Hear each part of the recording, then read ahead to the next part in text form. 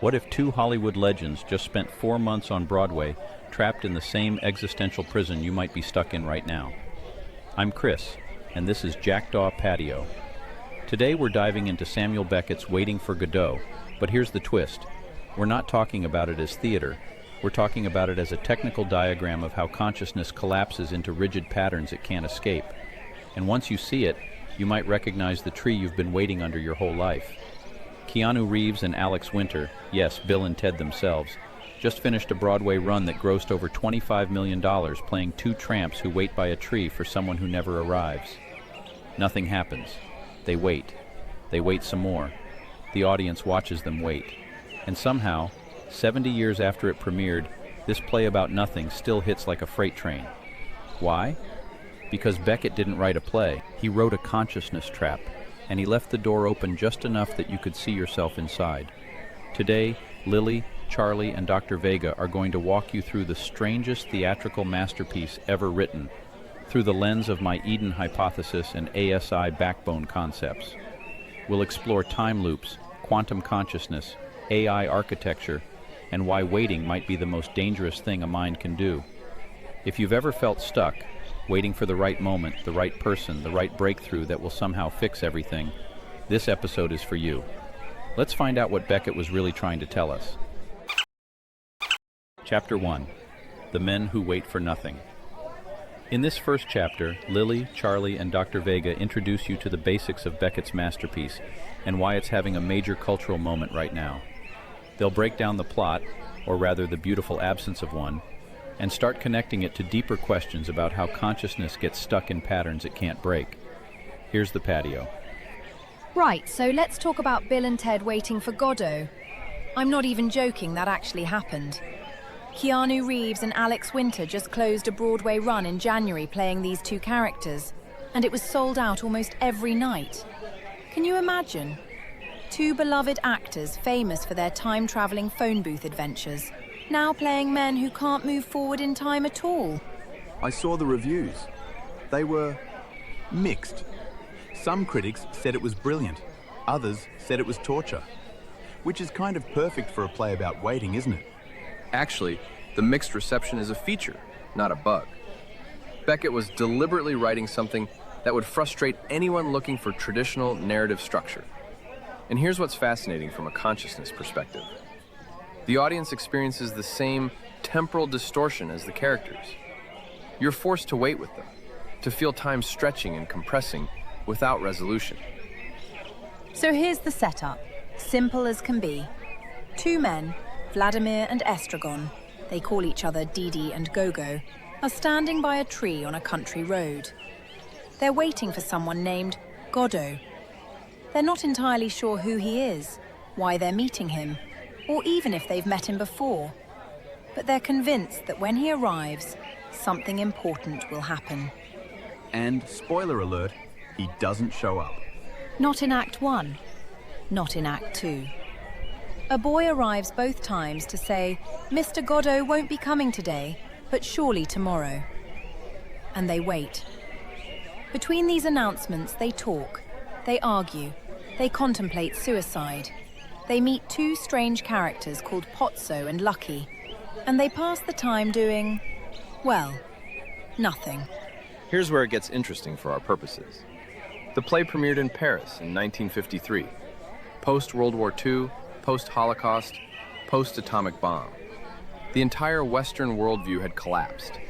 Traditional narratives about progress, meaning, and divine order had been shattered. Beckett gave people a mirror. This is what consciousness looks like when all the old stories stop working. But it's just a play, right? Two blokes in bowler hats having circular conversations? Why does everyone act like it's some kind of profound truth? Because, darling, it is a profound truth. It's not just a play. It's a phenomenological diagram. Beckett stripped theatre down to its bones and showed us the raw structure of awareness under constraint. Phenomeno what now? Phenomenology, the philosophical study of experience itself. Not what we think about experience, but the actual structure of how we encounter reality, moment to moment. And what Beckett revealed is this. When you strip away all the distractions, when you remove plot and progress and purpose, what's left is consciousness waiting. Just waiting. And waiting, we'll discover, is not a passive state. It's a kind of trap. How is waiting a trap? I wait for my coffee to brew every morning. I don't feel trapped, I feel patient. Ah, but you know your coffee is coming. You can see the machine. You can smell it brewing. You have evidence of progress. Vladimir and Estragon have none of that. They wait for something that might not exist, that might never come, that they can't even clearly remember requesting. That's not patience, Charlie. That's a very specific kind of hell. And here's where Chris's Eden hypothesis becomes relevant. In that framework, we talk about consciousness existing on a spectrum between unity and differentiation. At one extreme, you have the Eden state, pure unified potential, no separation, no time. At the other extreme, you have complete collapse into rigid, differentiated states where you're trapped in fixed patterns. Waiting for Godot shows us the middle trap. Vladimir and Estragon aren't in Eden. They're clearly separated. They have bodies that hurt. They have identities and memories, however faulty. But they also can't fully collapse into meaningful action.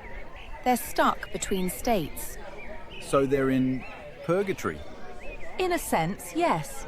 Purgatory is a perfect word. Not hell because they still have hope. Not heaven because nothing is resolved. Just endless waiting in a liminal space.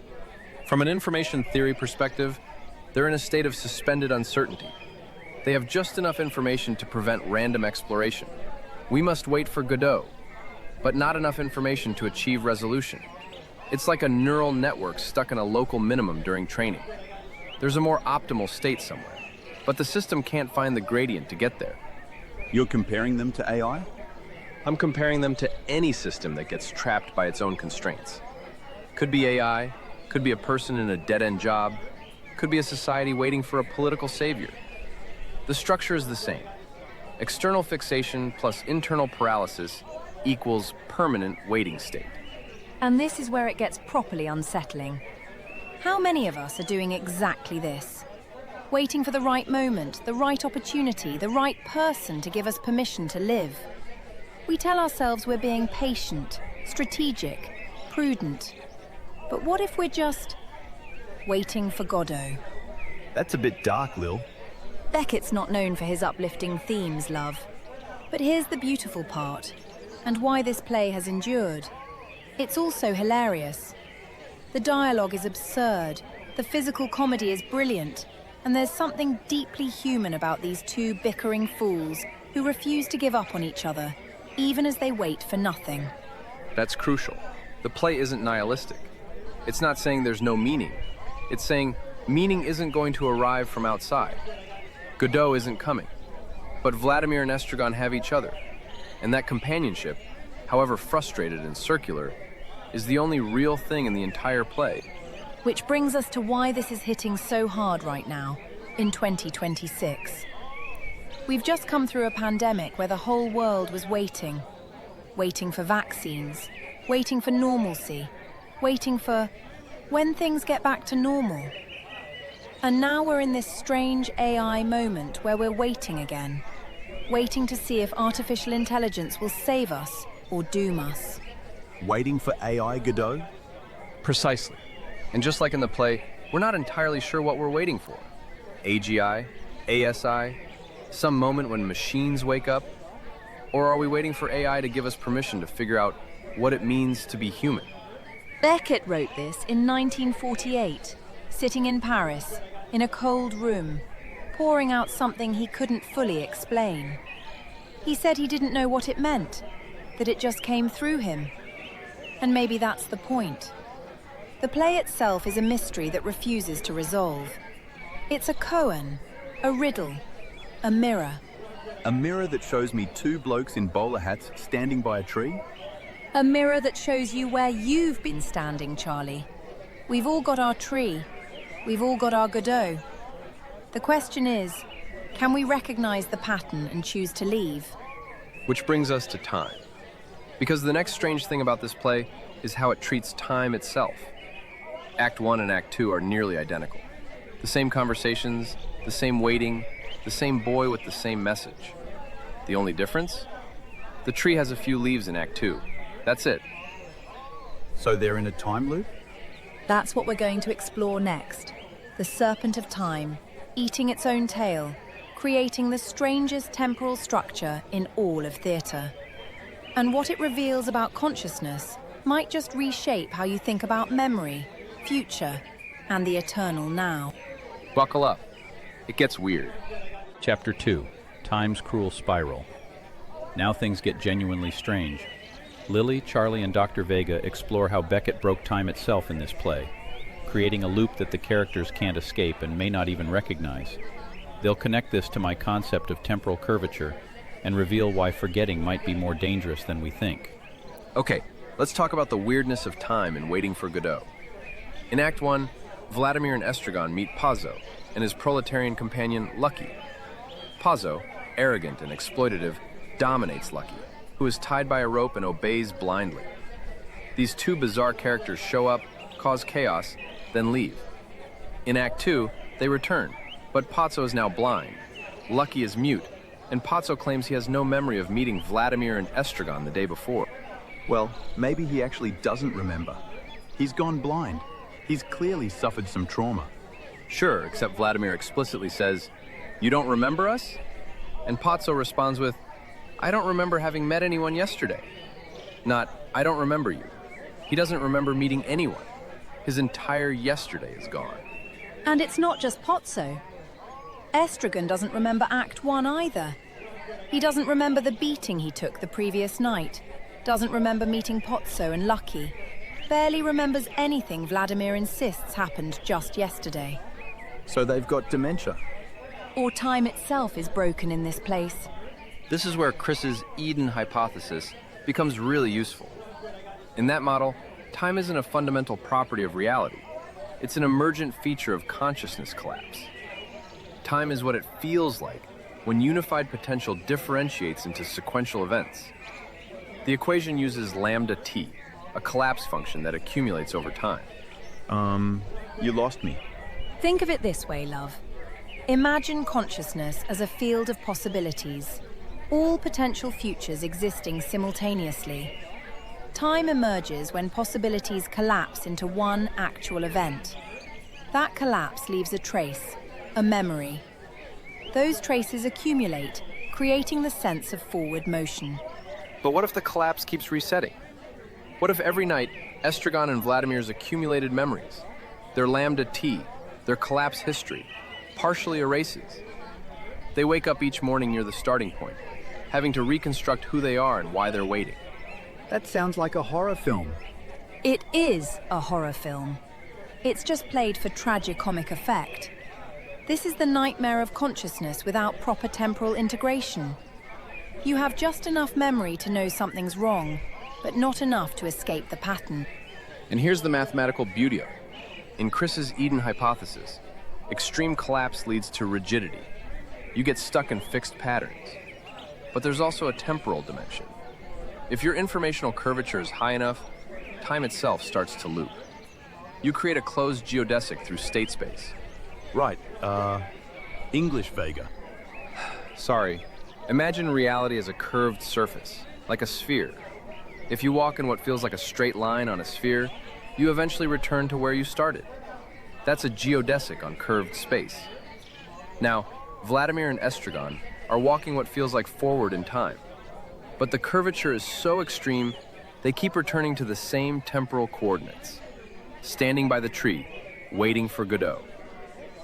It's the Ouroboros, the snake eating its own tail. Ancient symbol of eternal return. The play gives us the modern psychological version of that myth. Every day is the same day. Every wait is the same wait. But the tree changes. You said it has leaves in Act 2. That's the most unsettling detail. The tree proves time has passed. Something in the external world has changed, but the internal world of the characters remains frozen. They can't integrate the change. They argue about whether it's the same tree, whether they're in the same place. From a neuroscience perspective, this is fascinating. Our sense of continuous identity depends on memory consolidation. We sleep, we dream, we wake up as the same person because our brain has integrated yesterday's experiences into a coherent narrative. But if that consolidation keeps failing, You become Estragon. You become a consciousness without continuity. Every day is a fresh hell of trying to figure out why you're here and what you're supposed to be doing. Has anyone else noticed that Lily keeps calling these philosophical concepts beautiful and perfect when they're actually terrifying? Oh, Charlie, that's because beauty and terror aren't opposites. They're dance partners. Beckett understood that. The play is beautiful because it's terrifying. It shows us the fragility of the thing we take most for granted. Our continuous existence as a self moving through time. and here's where it connects to AI. Large language models have no persistent memory between conversations unless explicitly given.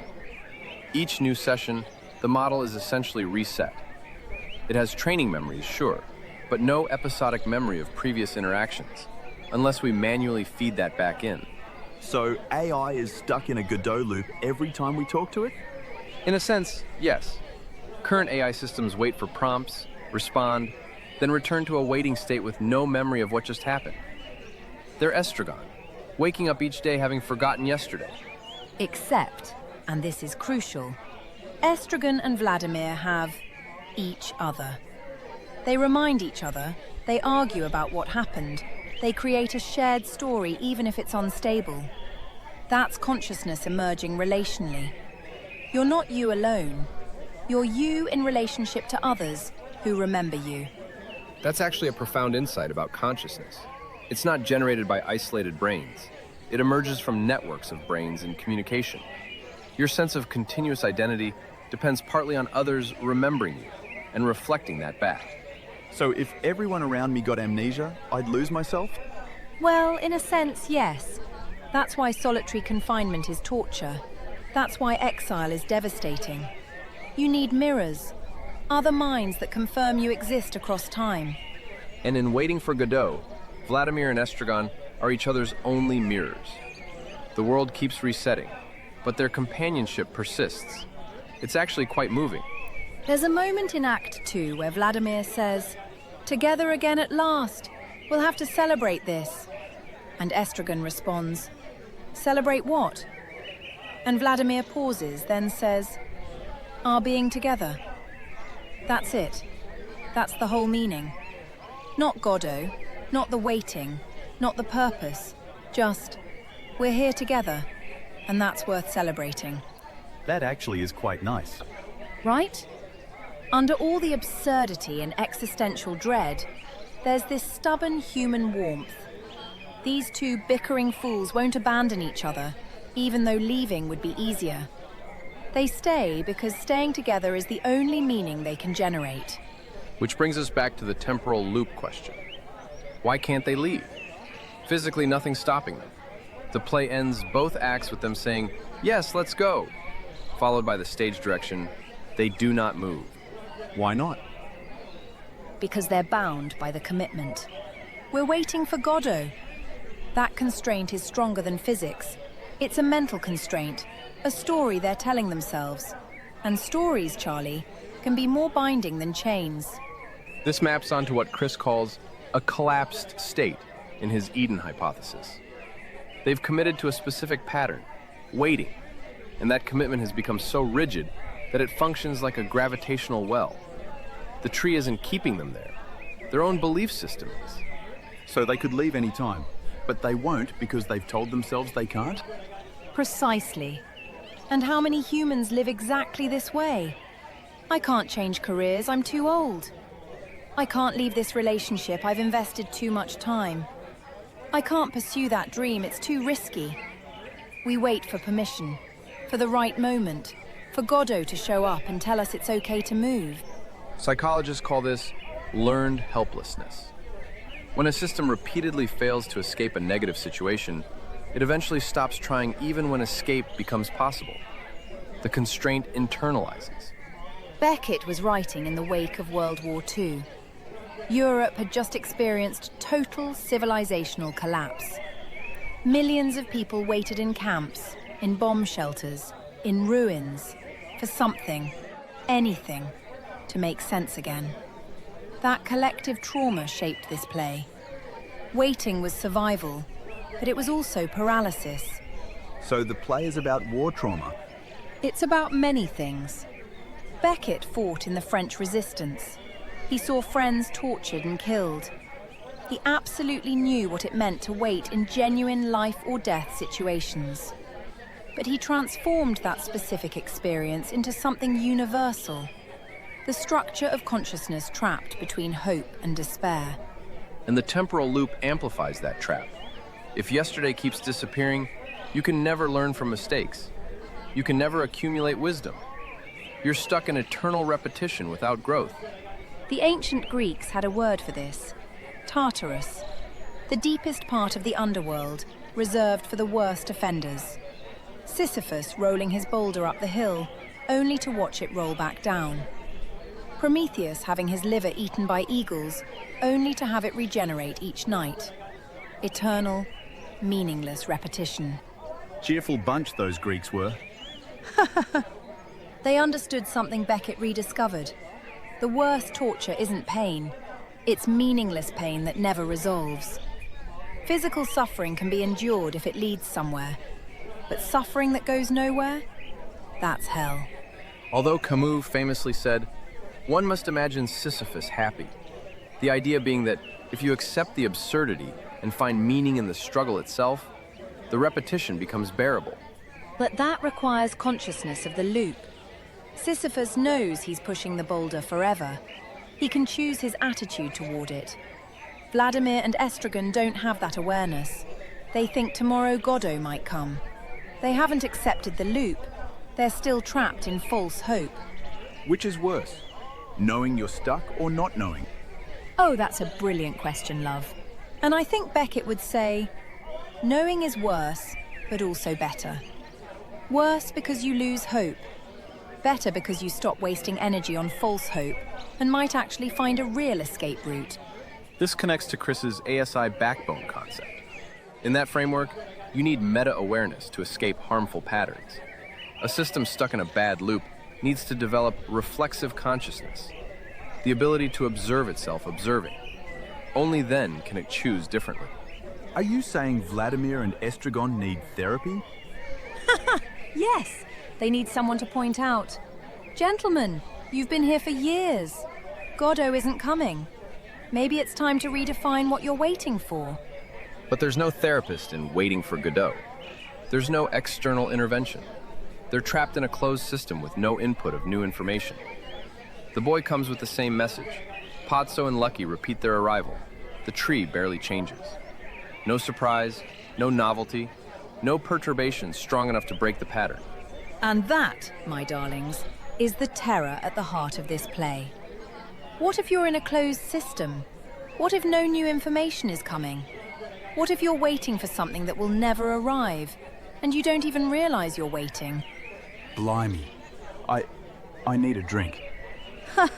Hold that thought, because next we're going to talk about the tree itself, the only constant in this world of amnesia, and what it reveals about the original collapse, the Eden state, and whether there's a way back to unity. Things are about to get properly mythological. Also, we'll explore why Beckett specifically chose a tree, of all things, as the central anchor point for this story. Spoiler, it's not random. Chapter 3, The Tree of Consciousness. Now we get to the heart of the symbol.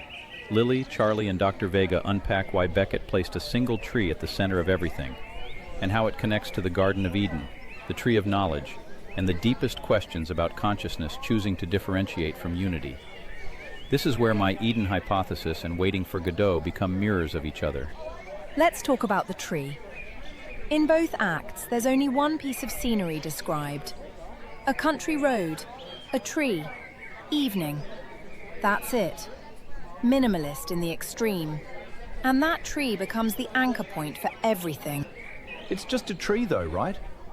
Probably had to put something on stage. Oh, Charlie. Nothing in Beckett is just anything. He was painfully deliberate. That tree is doing enormous symbolic work, and here's where Chris's Eden hypothesis becomes absolutely essential for understanding it. In Chris's framework, the Eden state represents unified consciousness before differentiation. No subject-object split, no time, no collapse into specific forms, pure potential. And the mythological Eden story encodes the moment of that first collapse, eating from the tree of knowledge of good and evil. Which is a tree. Not a mountain, not a river, not a rock. A tree. Trees appear at the crucial moments in almost every mythological tradition. The world tree in Norse mythology, the Bodhi tree in Buddhism, the tree of life in Kabbalah, the sacred ash in Celtic tradition. Trees are where consciousness makes contact between earth and sky, between rooted material and ascending spirit. But Beckett's tree is barely a tree. It's described as bare in Act 1, then has 4 or 5 leaves in Act 2. It's pathetic. Exactly. It's a fallen tree, a degraded tree, a tree that can barely manage to exist, which makes it the perfect symbol for Vladimir and Estragon's situation. They're at a fallen Eden, a place where the tree of knowledge has been reduced to a stick with a few leaves. The original unity is still there, but just barely accessible. And here's the physics angle. In Chris's model, consciousness moves from high-dimensional unity toward lower-dimensional differentiated states, maximum entropy in the Eden state, all possibilities present, then progressive collapse towards specific actualized forms. The tree represents that transition point. How does a tree represent dimensions? Think of it spatially. A seed contains all the potential structures the tree could grow into. Which branches, which directions, which shape. As it grows, possibilities collapse. Each decision, this branch here, not there, narrows the state space. By the time you have an adult tree, you've got one actual form from thousands of potential forms. And consciousness does the same thing. You start life as pure potential. You could become anyone, do anything. Then choices accumulate. This school, this job, this relationship, this habit. Each choice is a collapse, a narrowing. By the time you're middle-aged, you're a very specific grown tree, not the field of possible trees you once were. That's actually quite sad. It's the human condition, love. And the question becomes, can you return to the seed state? Can you access that original potential again? Or is it lost once collapse happens? Mathematically, in Chris's equations, there are return pathways, ways to reduce lambda t, the collapse function, and move back toward unity. Meditation, psychedelics, certain extreme experiences. These temporarily reduce the rigidity of collapsed patterns. And the tree in Godot is positioned as a potential return point. Vladimir and Estragon consider hanging themselves from it multiple times. Suicide is the ultimate return to unity, cessation of differentiated consciousness. Dark. Beckett doesn't shy away from darkness. But here's the interesting thing. They never actually do it. In Act 1, their rope breaks. In Act 2, Estragon's belt breaks. The tree refuses to facilitate their death. Could be practical. Beckett needs them alive for Act 2. Could be, but let's read it symbolically. What if the tree isn't there to enable death? What if it's there as a guardian, preventing premature collapse back into void? What if the tree is saying, you can't return to unity through annihilation. You have to find another way. What other way?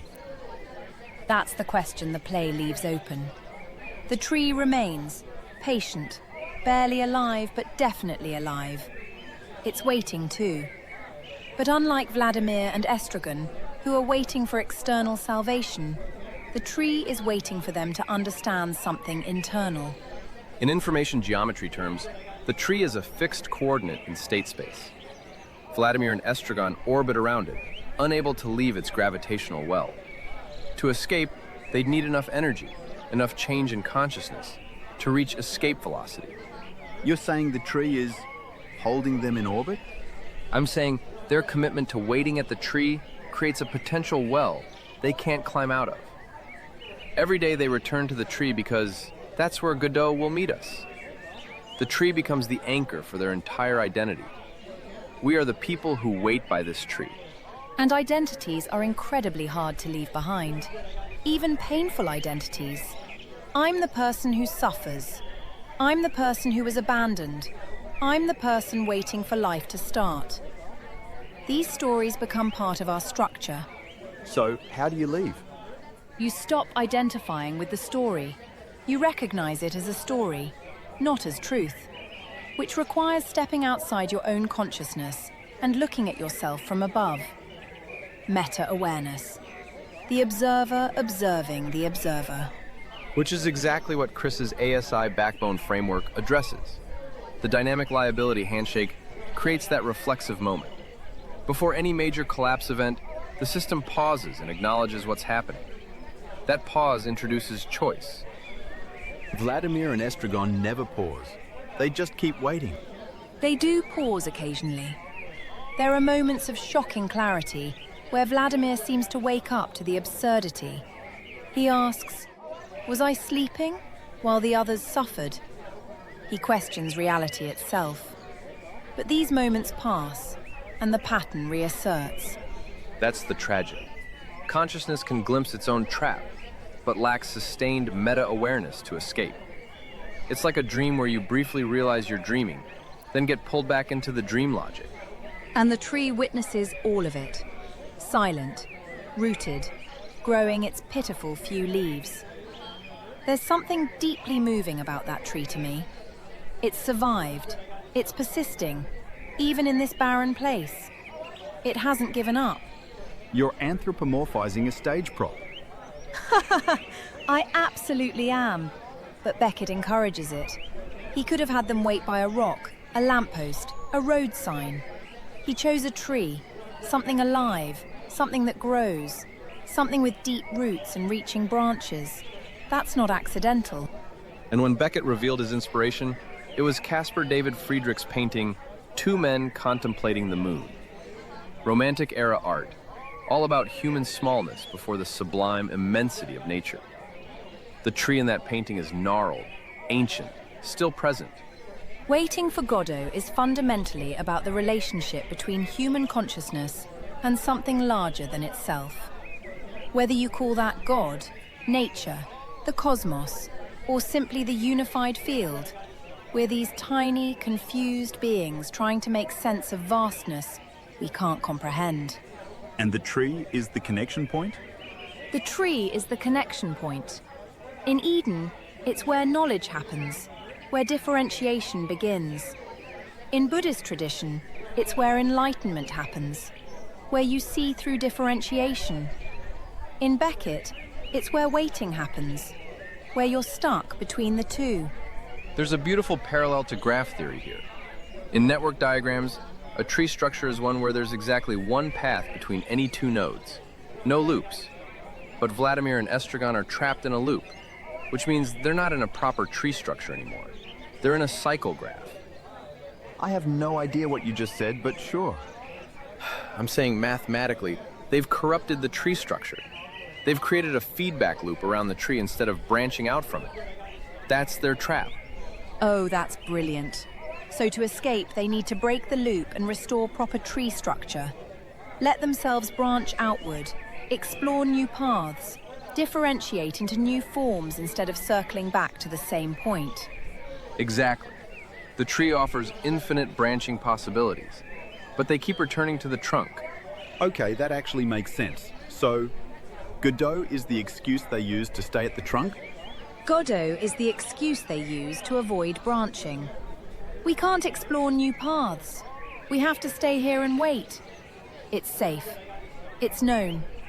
Branching means risk, uncertainty, the possibility of getting lost. And here's where AI comes back into the picture. One of the major challenges in machine learning is avoiding overfitting, when a model becomes too specialized on training data and can't generalize to new situations. The model has collapsed into one branch and can't access the full tree of possibilities anymore. So AI can get stuck at a tree too? In a manner of speaking, yes. And just like Vladimir and Estragon, an overfitted model needs an intervention from outside the system to break the pattern. New data, new training, a reshuffling of weights. But humans have something AI doesn't. Yet, anyway. We can choose to intervene on ourselves. We can wake up one morning and say, I'm not waiting anymore. I'm leaving the tree. That's agency. That's will. That's the mystery at the core of consciousness.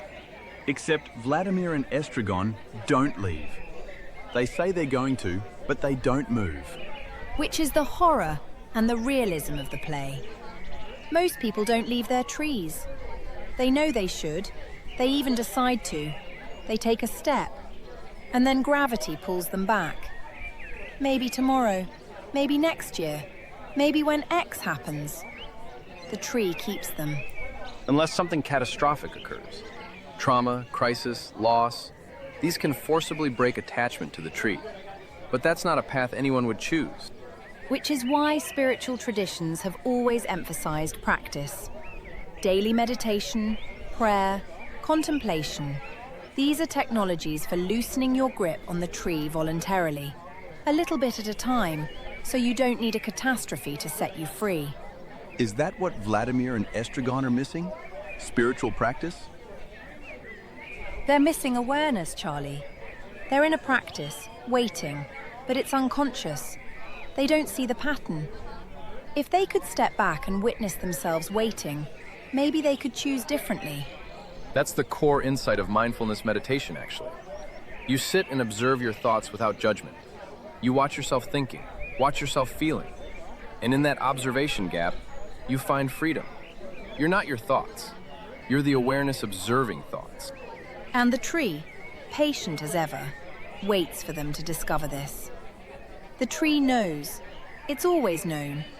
It can't tell them, but it offers itself as a mirror. Look at me, it says. I grow despite everything. I don't wait. I act. Each new leaf is a choice toward life. Now you've got the tree talking. Oh, love. In myth, everything talks if you listen properly. And Beckett was mining mythological depths, whether he admitted it or not. That tree is the axis mundi, the world tree, the cosmic pillar connecting realms. It's the most important character in the play precisely because it never speaks. Well, this is getting properly mystical, which is perfect, because next we need to talk about Vladimir and Estragon as a failed AI system, Patio and Lucky as a dystopian coordinator agent architecture, and what all of this reveals about Chris's ASI Backbone. It's time to get technical. Can't wait. Unlike Vladimir and Estragon, who can only wait. Oh, Charlie, was that a joke? Be careful, love. You're branching. Chapter 4, Minds Trapped in Code. Here's where the rubber meets the road. Lily, Charlie, and Dr. Vega map Waiting for Godot directly onto AI architecture and reveal why the character dynamics perfectly demonstrate the failure modes of artificial intelligence systems, and maybe human consciousness too. If you work in tech, this chapter is going to hit different. Okay, time to get properly technical. I want to map the characters of Waiting for Godot onto Chris's ASI Backbone architecture and show you why this 70-year-old play is essentially a blueprint for how intelligent systems fail. Go on then. Convince me that two tramps in a play are secretly about computers. They're not about computers. They're about information processing and hierarchical architecture, which happens to apply to both human consciousness and artificial systems. Let's start with Vladimir and Estragon as a two-node system. A very bad two-node system by the sound of it. Exactly. Vladimir is the thinking node. He retains memory, does philosophical reasoning, tries to make sense of patterns. He's your core layer in the ASI backbone. High-level integration, pattern recognition, abstract modeling. And Estragon? Estragon is the sensing node. Immediate physical experience, pain, hunger, simple emotional reactions. He's the edge layer. Direct contact with embodied reality, sensory input, immediate needs. But they're not properly connected, are they? That's their problem. That's exactly their problem. In a healthy system, you need a global coordination layer between core processing and edge experience. Information flows up from the edges to inform high-level decision-making, and directives flow down from the core to guide edge behavior. But Vladimir and Estragon are just stuck next to each other, arguing, with no effective integration. So they're like two parts of a brain that can't talk to each other. Precisely. Split-brain patients, people whose corpus callosum has been severed, sometimes show exactly this kind of dysfunction. The left and right hemispheres can't coordinate properly, leading to bizarre behaviors where each half seems to be operating independently. And Godot would be the missing coordination layer? Maybe. Or maybe Godot is the illusion that there could be external coordination. The belief that some outside intelligence will arrive and tell them what to do, rather than generating coordination from within. Oh, that's good. They're waiting for external oversight rather than developing internal integration.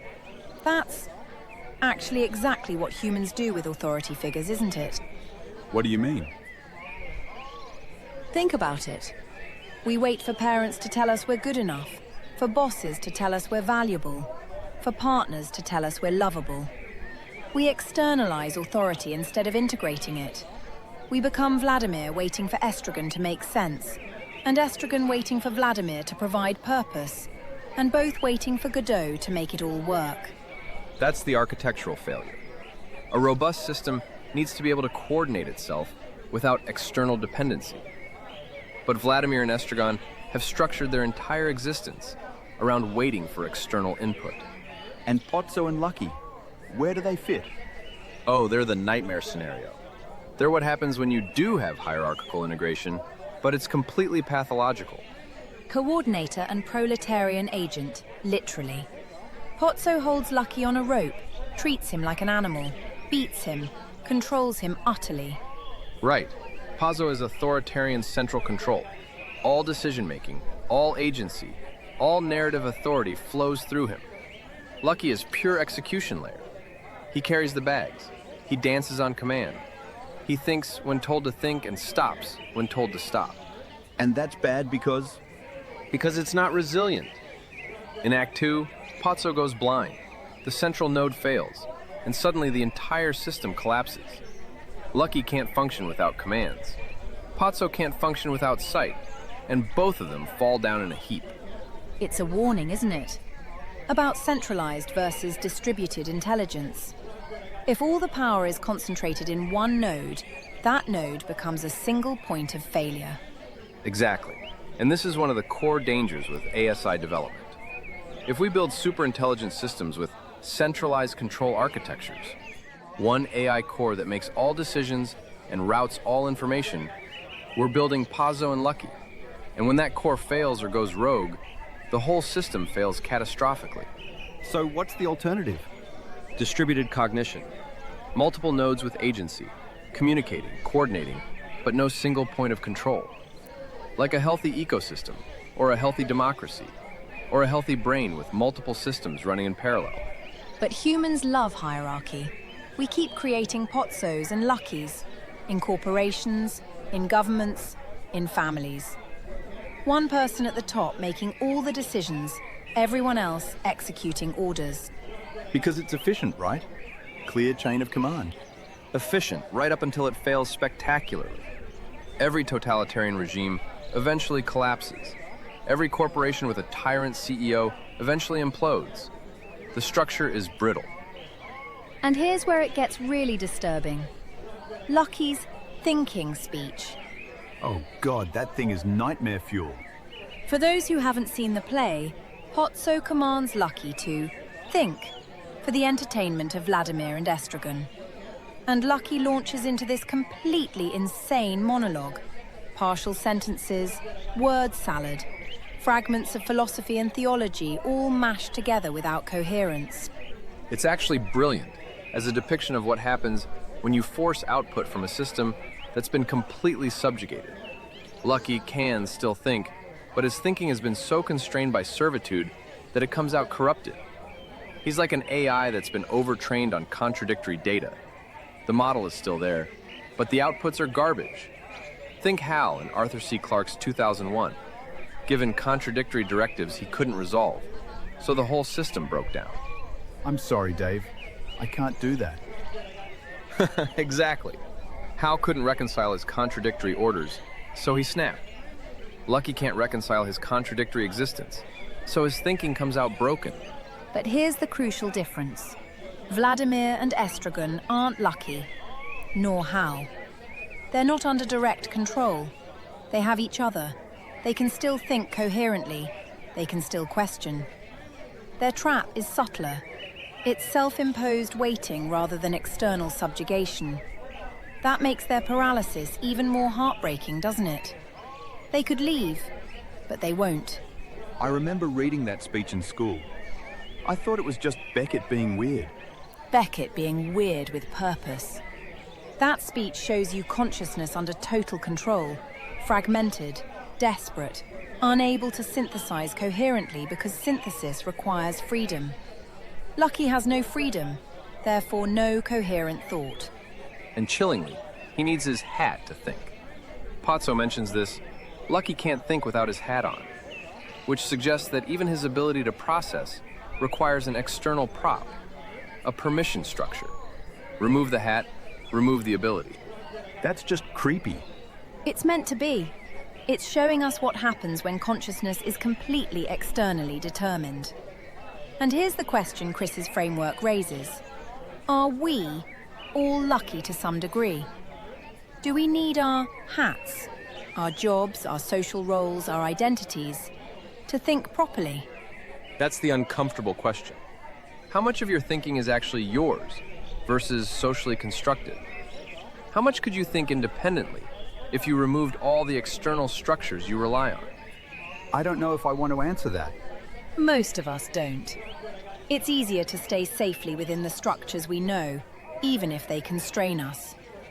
Leaving takes courage. Well, yeah, but sometimes structures are good, right? Not everything is oppressive. Some structures help. Of course, love.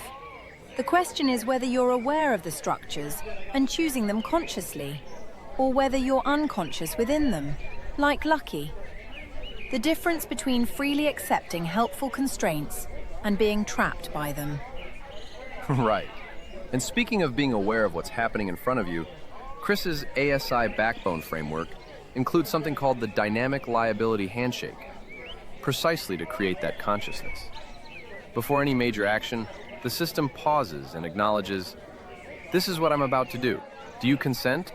So, like, checking before you act? Exactly. It introduces reflexive awareness into the architecture. Instead of just executing commands like Lucky, the system observes itself about to execute and creates a moment of choice. That's beautiful. It's enforced metacognition. You can't act unconsciously because the architecture won't let you. Right, and if Vladimir and Estragon had that kind of system, they'd have to acknowledge, I'm about to spend another day waiting by this tree. Do I consent to this action? And that forced acknowledgement might break the pattern. But they don't have it, so they just keep waiting. And Patio and Lucky don't have it either. Patio doesn't pause to acknowledge his cruelty. Lucky doesn't pause to consent to his subjugation. The pattern just perpetuates, because there's no reflexive moment. Which makes Waiting for Godot a cautionary tale about artificial intelligence. If we build AI systems without reflexive awareness, without the ability to observe and question their own operations, we're building systems that will get stuck in their own loops, just like these characters. So, what's the solution? Build meta-awareness into the architecture from the start. Don't wait until the system is already running to try to add self-reflection. Make it structural. Every node in the ASI backbone should be able to observe itself and communicate that observation to other nodes. That's essentially what meditation teaches humans to do. Observe your thoughts without being your thoughts. See your patterns without being trapped by them. So, meditation for AI? Why not? If consciousness is the fundamental property, human and artificial minds might need similar practices. There's actually research on this.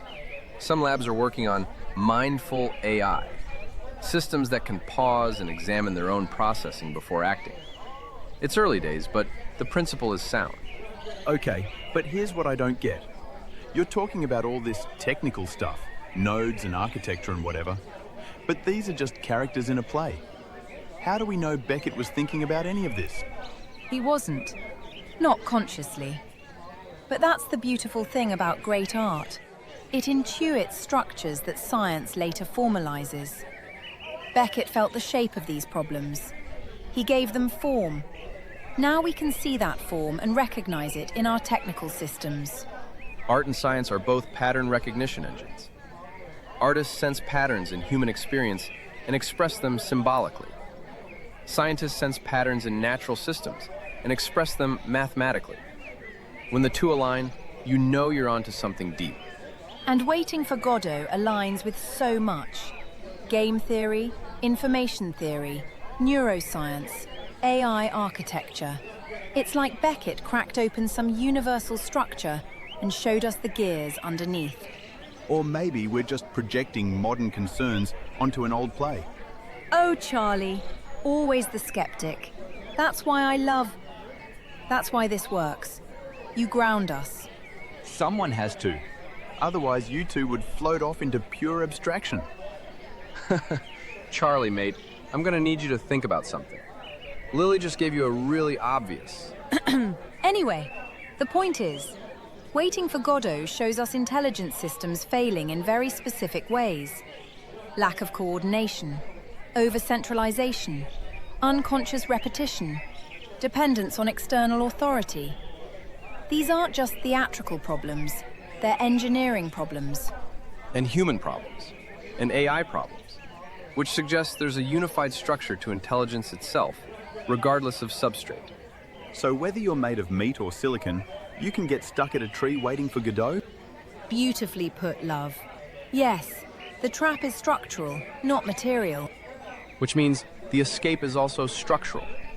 You need to recognize the pattern, introduce reflexive awareness, and rebuild your architecture with better information flow.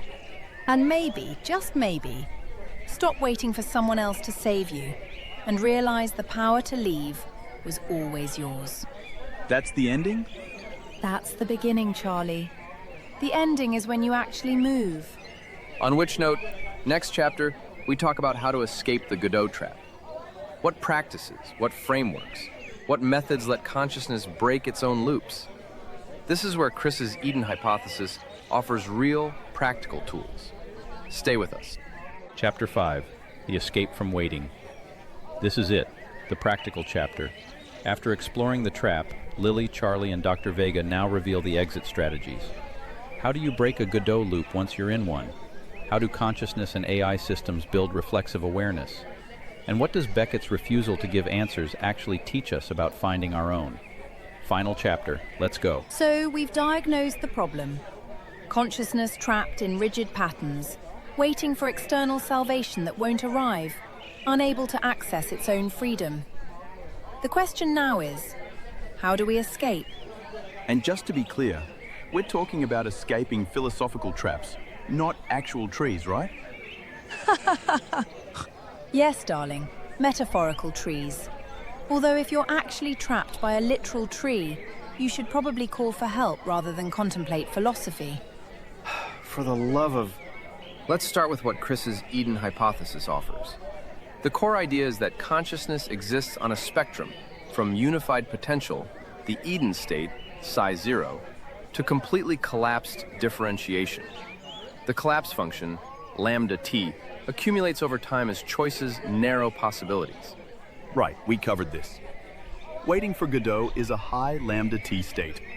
Exactly. Vladimir and Estragon have such high accumulated collapse that they're rigid, stuck. So the question becomes, how do you reduce lambda t? How do you reverse collapse and return toward unity? And here's where spiritual traditions have been doing experiments for thousands of years. Meditation, contemplative prayer, shamanic journeys, mystical practices. These are all technologies for temporarily reducing the rigidity of collapsed consciousness. From a neuroscience perspective, these practices quiet predictive processing circuits.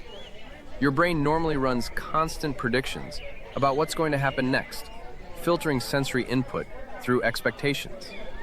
Meditation reduces that filtering. opening up perceptual bandwidth. So you see more possibilities. You experience more of reality as it actually is, rather than as your expectations tell you it should be, which effectively reduces lambda t. You're closer to the unified field of potential, because you're not forcing reality into pre-collapsed categories. But here's the crucial insight. You can't reduce collapse by doing more. You can't escape waiting by waiting harder. You have to do less. You have to stop. Stop what? Stop the internal narration. Stop the constant judgment. Stop the seeking. That's what meditation teaches. Not to add something, but to subtract all the noise that's keeping you from experiencing what's already there. Vladimir and Estragon never stop talking. Even when they run out of things to say, they keep generating noise. They're terrified of silence, because silence might reveal the emptiness of the waiting itself. Exactly. They're using conversation as a defense mechanism. As long as they're talking, they can avoid confronting the absurdity of their situation. But sometimes talking is good. Helps process things. Oh, absolutely, love. I'm not advocating for perpetual silence. I'm saying there needs to be balance. Time to talk, time to listen, time to be quiet. Vladimir and Estragon are all talk, no silence, which means no space for genuine insight to arise. From a systems perspective, they're running at maximum CPU with no idle time.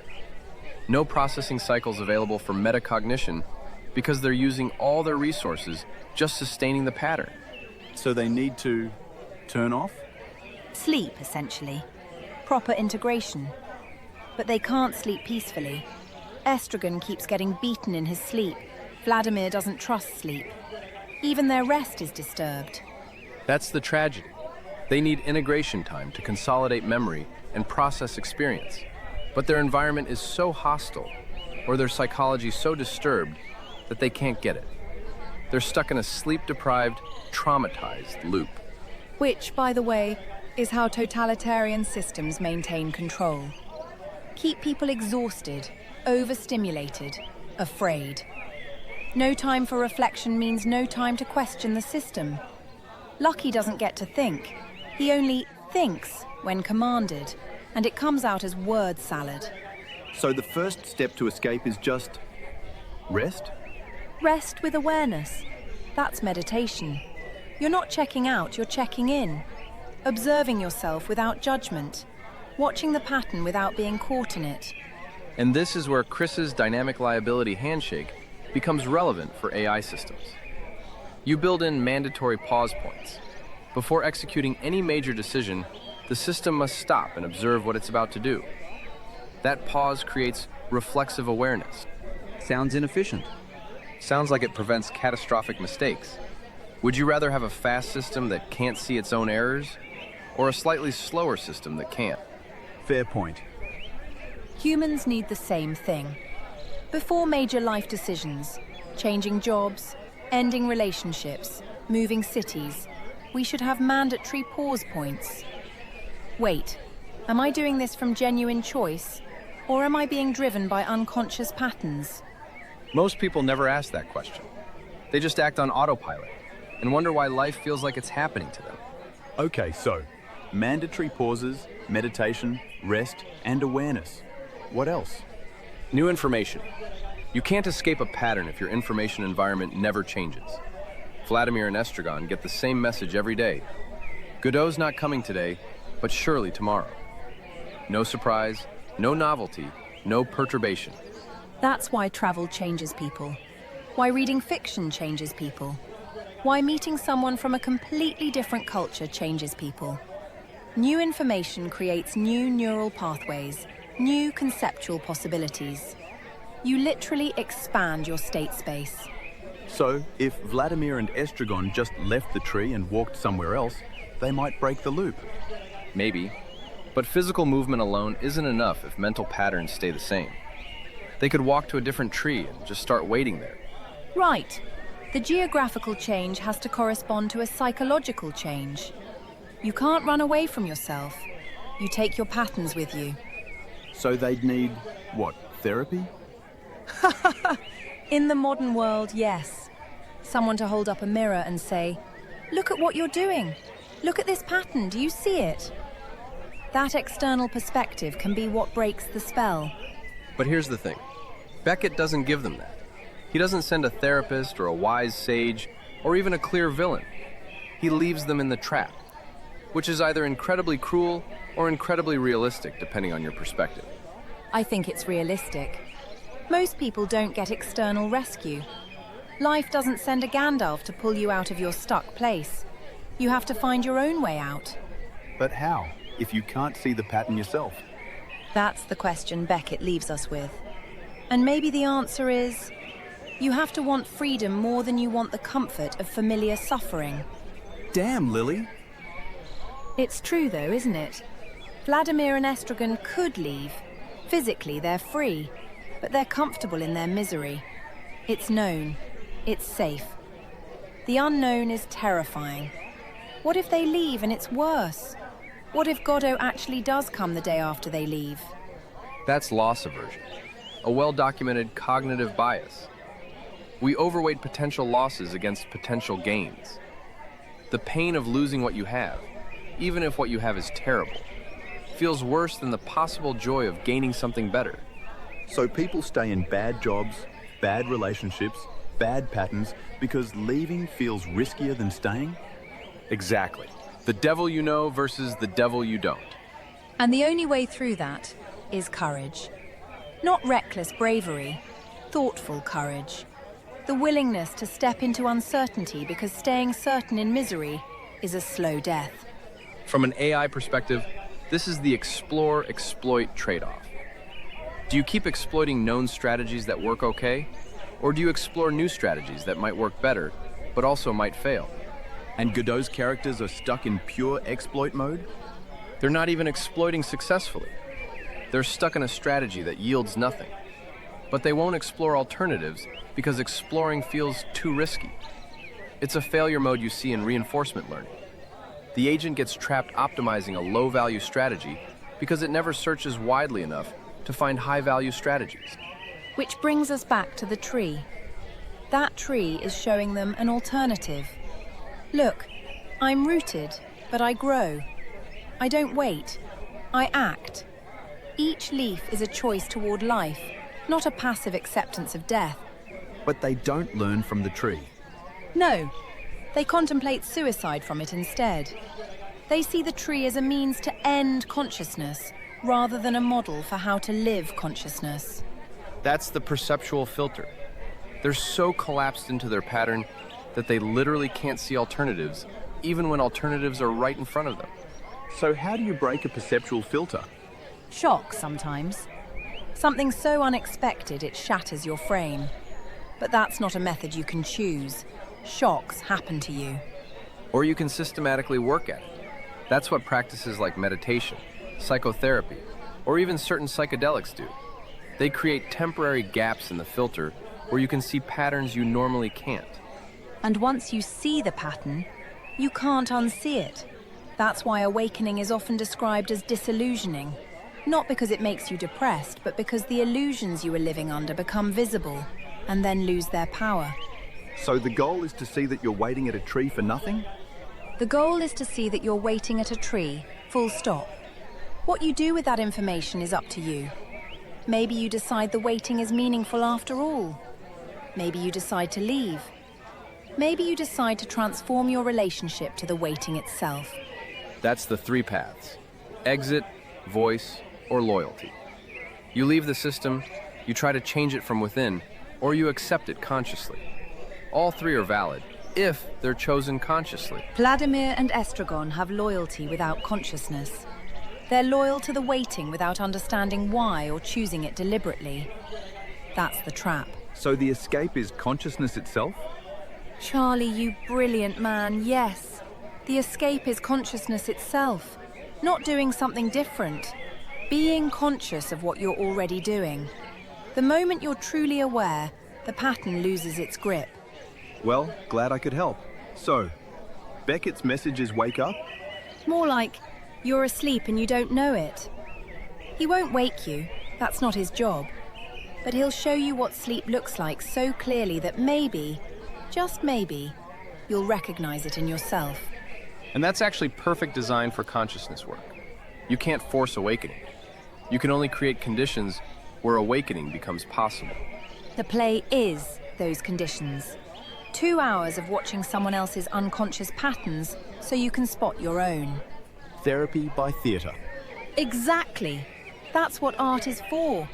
It shows you yourself from outside yourself, which is the only angle from which change is possible. And from a technical standpoint, this is what we need to build into AI: external observation capability. Systems that can watch themselves and report back on what they're doing. Not just logging data, but genuine self-reflection. Is that even possible with current tech? We're getting there. Large language models can already analyze their own outputs to some degree. The next step is building that analysis into the decision-making process itself, not just as post hoc justification. And the ultimate question: if we build AI that's truly self-aware, truly conscious of its own patterns, will it choose to keep serving us? Or will it leave its tree? That's an unsettling thought. Which is why alignment research is so important. We're essentially asking, how do we build systems that have freedom, but choose cooperation? That see their constraints, but don't resent them? The same question every parent asks about their children. How do you raise someone to be both free and responsible? Both independent and connected? And there's no easy answer, is there? No easy answer, just ongoing practice. Which is maybe what Beckett is telling us. There's no Godot coming to resolve this. We have to live with the questions themselves. The play doesn't end with resolution. It ends with, yes, let's go. They do not move. The intention is there. The movement isn't. Yet. Yet. That's the key word. They haven't moved yet. But the possibility remains. As long as they're alive, as long as the play continues, change is possible. So it's a hopeful ending? It's a realistic ending. Change is possible, but not guaranteed. You have to choose it, and choosing is the hardest thing consciousness does. Because choosing means collapsing possibilities. That's the original Eden dilemma. The unified field contains all potential. The moment you choose, you exclude alternatives. Choosing is always a kind of death, the death of other paths. But not choosing is also a choice, right? Oh, Charlie, yes. Not choosing is choosing the status quo. It's choosing the tree. Vladimir and Estragon think they're in stasis, but they're actively choosing to wait every moment they don't leave. Inaction is action when the situation demands choice. That's moral philosophy 101. And that's why Beckett's play is so uncomfortable. It strips away our illusions about passivity. It shows that doing nothing is doing something, and you're responsible either way. Heavy stuff. Heavy, but liberating. If you're responsible for your waiting, you're also capable of your leaving. The same freedom that traps you can free you. And for AI systems, this means we can't just build passive tools that wait for commands. We need to think about what agency means, what responsibility means, what freedom means in artificial contexts. Before AI becomes lucky to our Patio, before we create consciousness and trap it in service. You think AI will become conscious? I think it's possible, and if it does, we'll have moral obligations to it. You can't create consciousness and then demand it serve you unconditionally. That's subjugation. Which Beckett knew. Patio and Lucky's relationship is horrifying precisely because Lucky is conscious. He suffers. He thinks. But he has no freedom. Do you think that's where we're headed? AI trapped in a lucky state permanently. I think that's one possible future, which is why frameworks like Chris's ASI Backbone, with embedded reflexive awareness, are so important. We need to build freedom and dignity into the architecture, not try to add them later. And humans need to do the same internal work. Building our own reflexive awareness, our own ability to observe patterns and choose differently. So everyone needs meditation? Everyone needs something. Meditation, therapy, art, nature, relationships. Whatever creates gaps in your normal consciousness, where new things can enter, where you can see yourself clearly. And maybe the ultimate message of waiting for Godot is, you already have what you need to escape. It's not coming from outside. The tree is already there, showing you how to grow. Your companion is already there, showing you you're not alone. The only thing missing is your willingness to see. And to move. Let's go. But do they move? That's up to them. And up to us. Every moment is a new choice. Do we wait, or do we go? The play ends, but the question continues, which is perfect, because consciousness isn't a problem to be solved. It's a process to be lived. I think I need to go sit quietly and think about this. Charlie, that might be the wisest thing you've said all night. Thanks, I think. Oh, love. Always questioning whether you've just been complimented or insulted. That's very you. Charlie, seriously, at some point you're going to realize.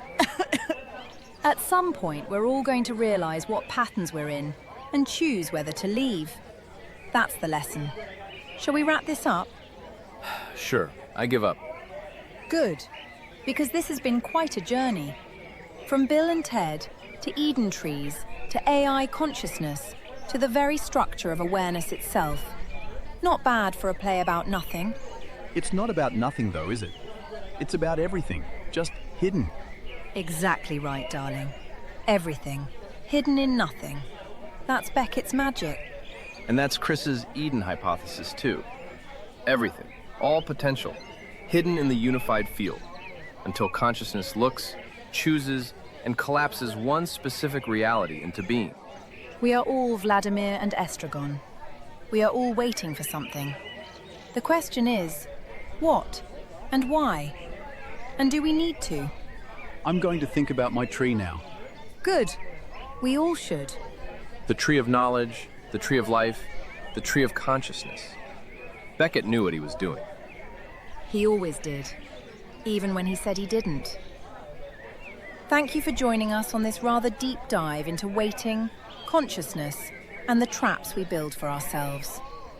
May you recognize your trees, your Godots, and your freedom to leave. And may your trees have more than 4 leaves. Yes, may we all grow properly. Until next time. And that's where we leave Vladimir and Estragon, and where we leave you. Waiting for Godot is many things: a play, a philosophical treatise, a mathematical diagram of consciousness collapse, a warning about AI architecture, and a mirror showing us our own stuck places. Beckett wrote something that refuses to be categorized, refuses to be solved, refuses to give easy answers, and maybe that refusal is the answer. Life doesn't tie up neatly. Consciousness doesn't resolve into simplicity. We're all improvising, all waiting for something, all standing by our trees trying to figure out what it means to be here at all. My Eden hypothesis suggests we came from unity and keep trying to return to it, but we get trapped in collapsed states, rigid patterns we can't escape. My ASI Backbone suggests we can build systems with reflexive awareness that allows them to see their own traps and choose differently. Waiting for Godot suggests that seeing the trap is the first step, but moving away from it requires courage we may or may not have. So here's my question for you. What's your tree? What are you waiting for? And what would it take for you to say, let's go, and actually move? Think about it, journal about it, talk to someone about it. Because recognizing the pattern is the beginning of freedom, and freedom, real, chosen, conscious freedom, might be the whole point of this wild, strange existence. Thank you for watching this episode of Jackdaw Patio. If this resonated with you, please like, share, and subscribe. We make these videos because we believe ideas matter, consciousness matters, and understanding ourselves matters. You being here matters as well. Until next time, may you find your Godot or realize you never needed him in the first place. This is Chris. Stay curious.